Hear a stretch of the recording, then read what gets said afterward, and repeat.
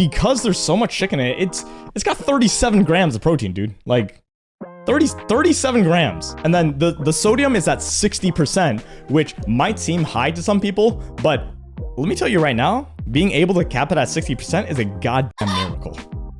For how much broth we have, for how much stuff we have special techniques and special ways that we do things that it tastes significantly saltier than it should have any right to be. If you were to try it with just salt by yourself, it wouldn't actually be salty enough at 60%. If you actually took like a restaurant tonkotsu or something like that, and then you actually measured the salt content of that, and then a lot of the other ramen out there are just significantly smaller. The ramen that we have is large. And then obviously, instead of just a thin salty broth, you have actual stuff in the broth as well. So the entire design of it, which Kiara said was American portions, which I found very funny, is because like the original design of it, right? Like I made this because I love to eat ramen. So the original design of it was so that I could be full when eating the ramen and eat it as a complete meal.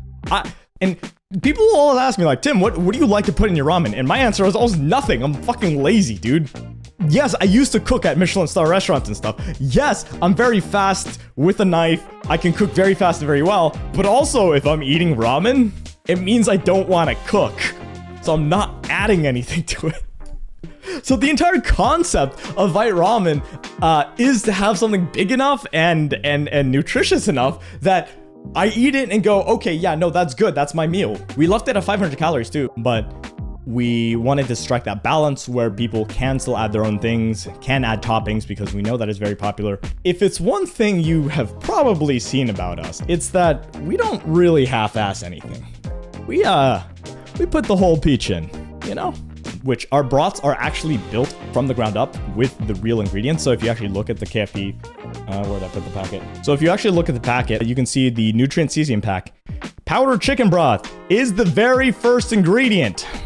Do you know why? Because it's actually just built up from the chicken.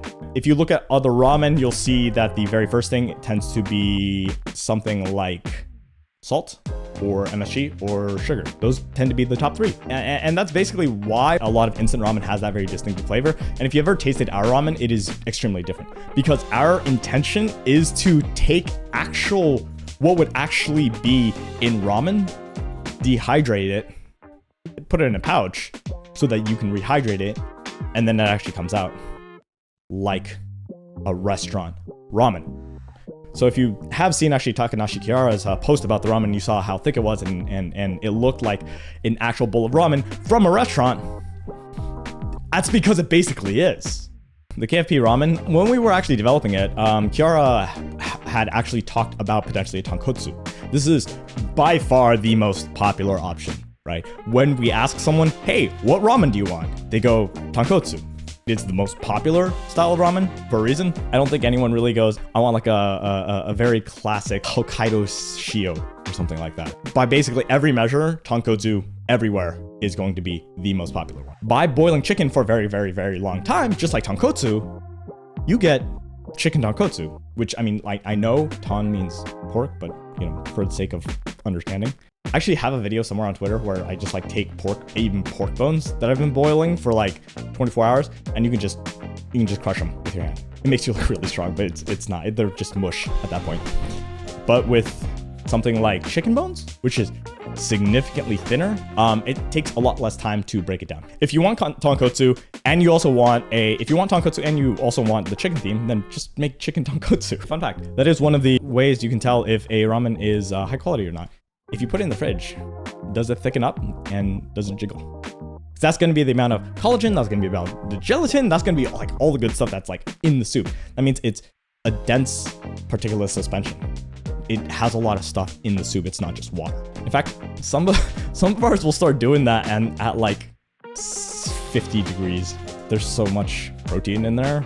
It will thicken up. Same with this. When people are just like, oh yeah, why is it so expensive? Let me put it this way, right?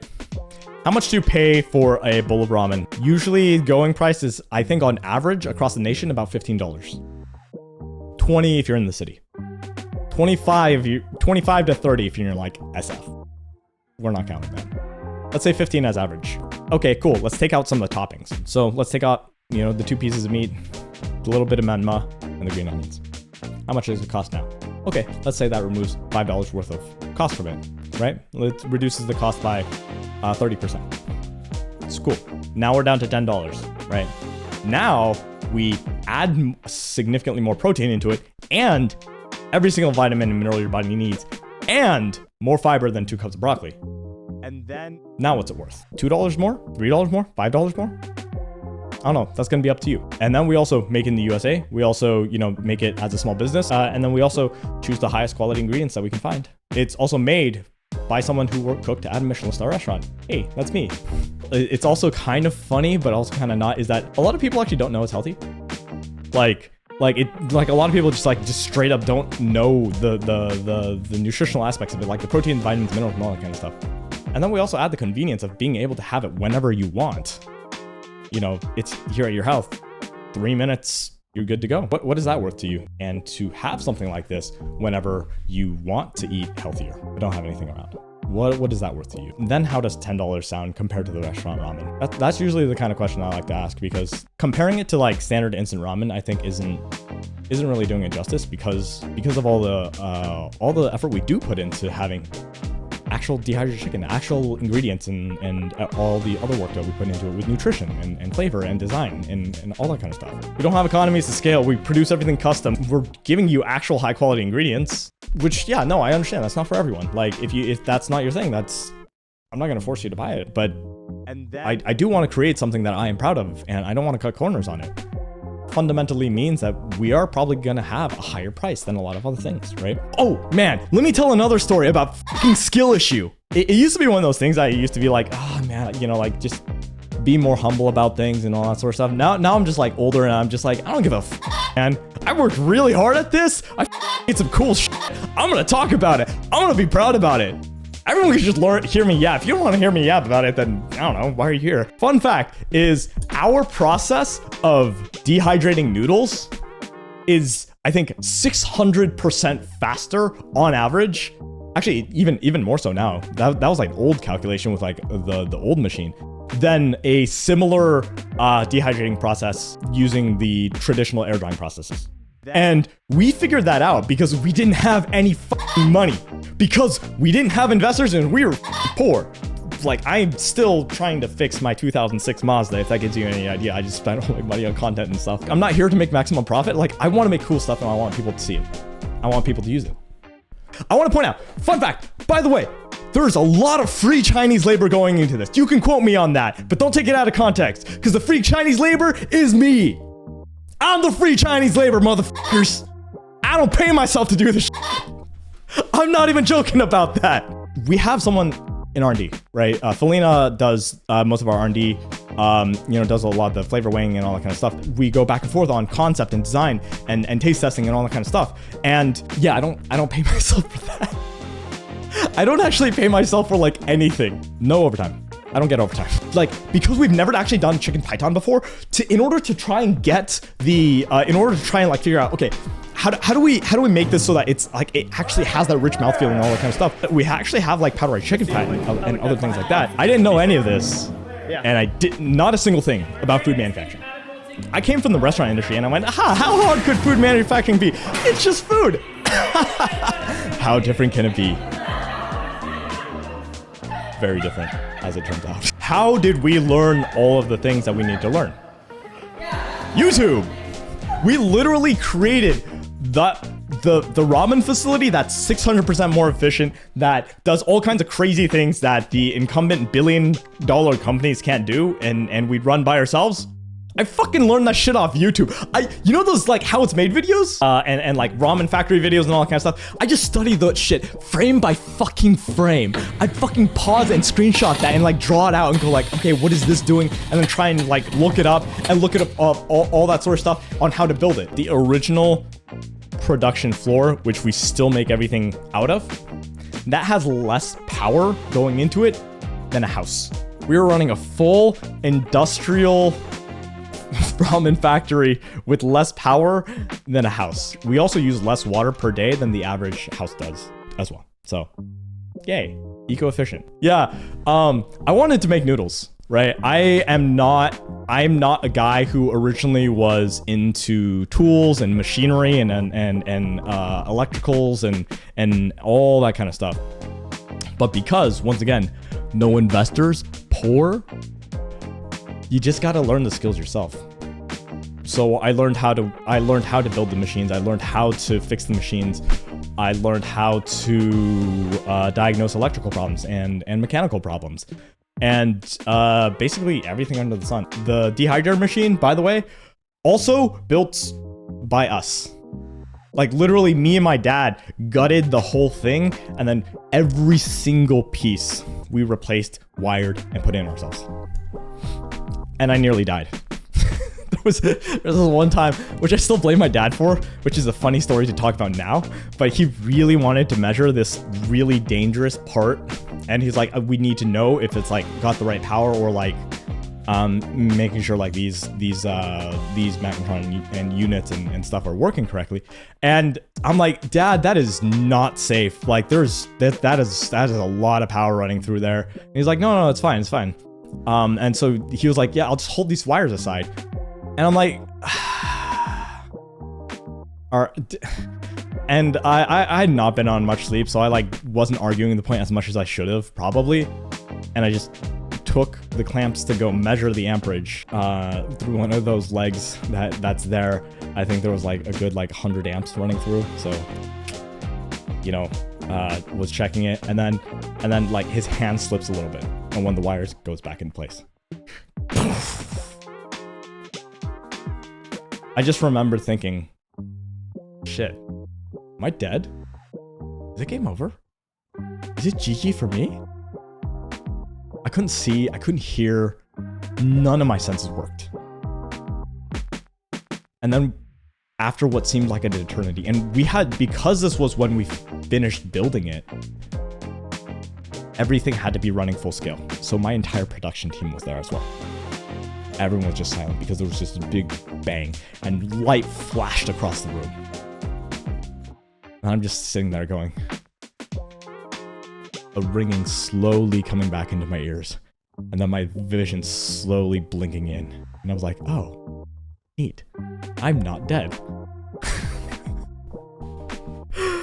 When I say something like skill issue, it is both a point of pride and a point of how do you pronounce the word? Derision? Derision?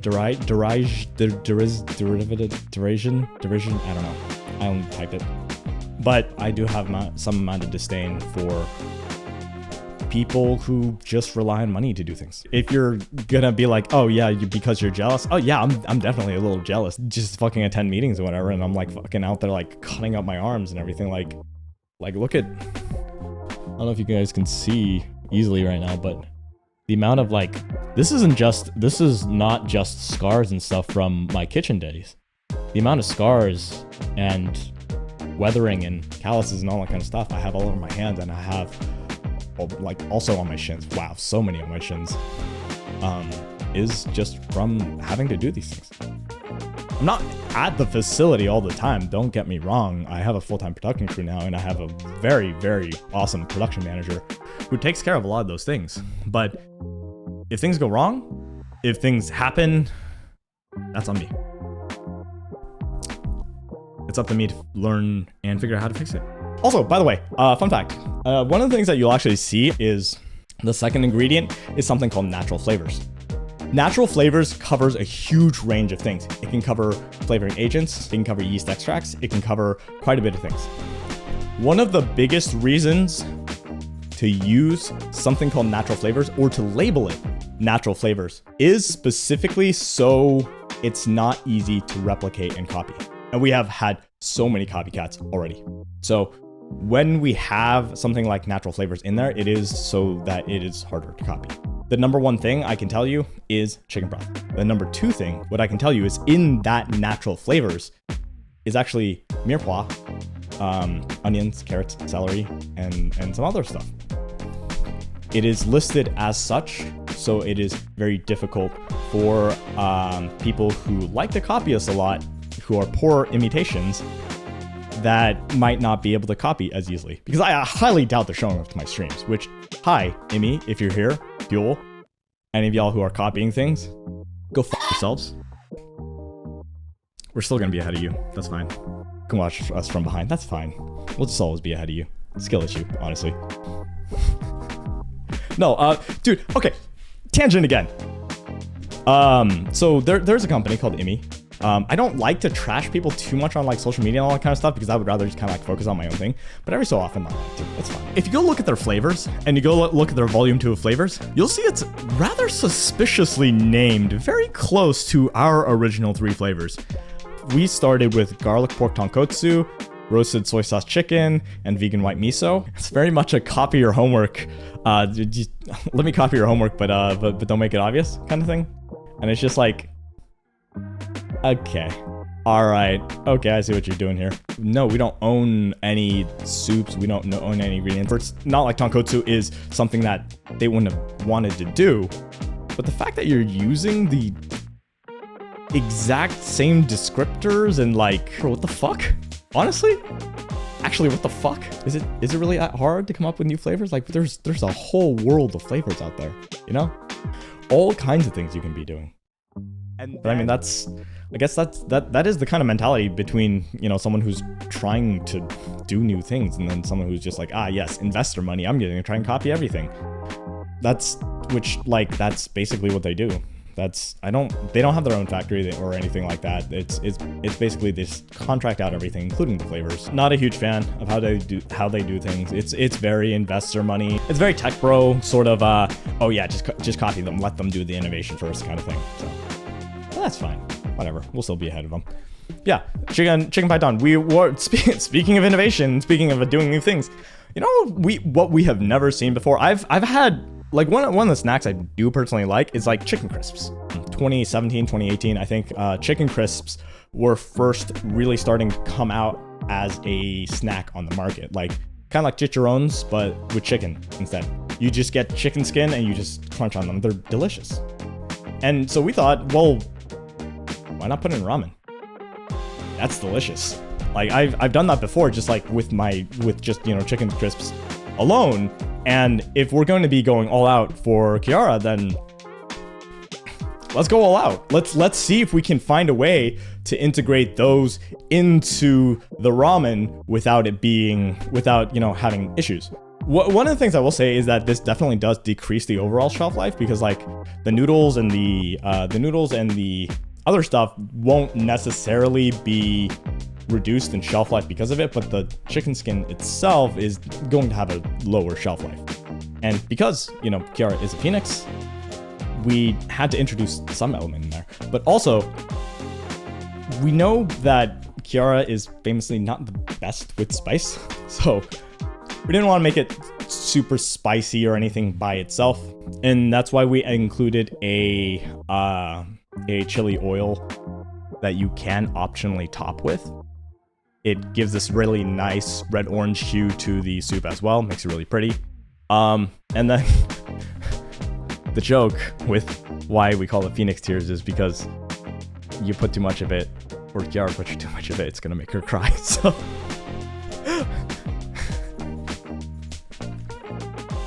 And then,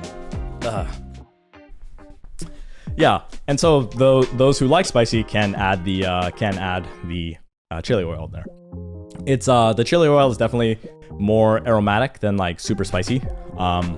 It is definitely more for its for the flavor of the chili rather than the spice. So like personally, like when I eat it, I'm like I don't even register at spicy. So when people are like, okay, wow, you know, $10, that's expensive. Which no, I get it, right?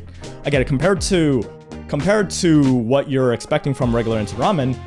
Yeah, it's gonna be expensive. It's not a brick of fried dough with salt as its main flavoring. It is high protein noodles made with wheat, quinoa, real kansui, made in the United States with the real roller process, and then dehydrated, not fried. But wait, that's not all! And then we're also giving you every vitamin and mineral, fiber, and then